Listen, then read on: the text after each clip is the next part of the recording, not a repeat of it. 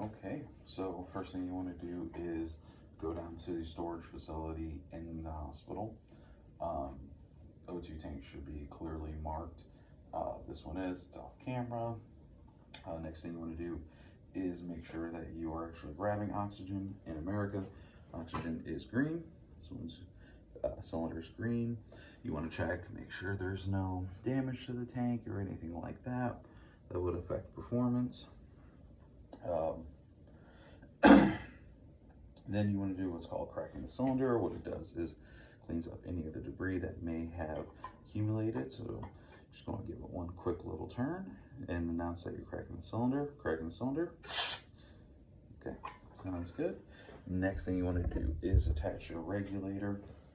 You want to make sure the pins line up with the holes on the cylinder. Make sure your O-ring washer is in.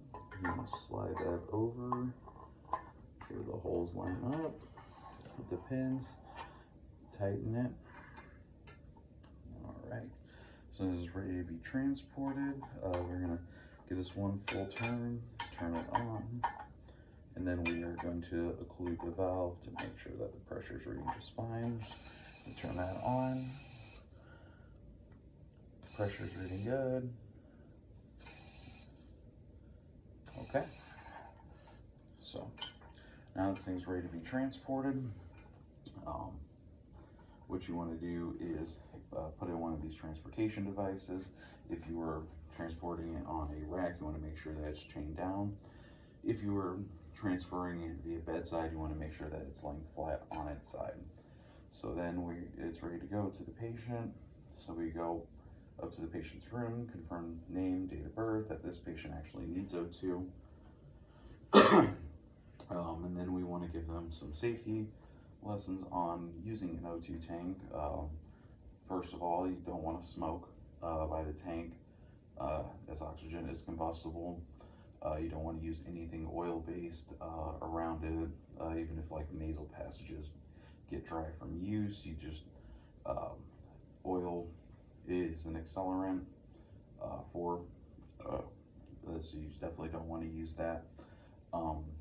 And explain with transportation, you want to use one of these transportation devices. If otherwise you want to, when you're transporting it, you want to make sure that it's laying on its side so it doesn't keep it off anything high to where it could fall, become damaged, etc. Explain to them, let's see, this is a E-tank. This particular patient's on a 2 liter per minute flow, so it should give them about 5 hours worth of use. And then next thing we are going to do is we are going to bleed out the cylinder. So we are going to close this up. And then turn on the flow and watch that PSI drop. All right. And then we are going to take off the regulator. You want to start by unscrewing it. Slide out the pins, and there you go.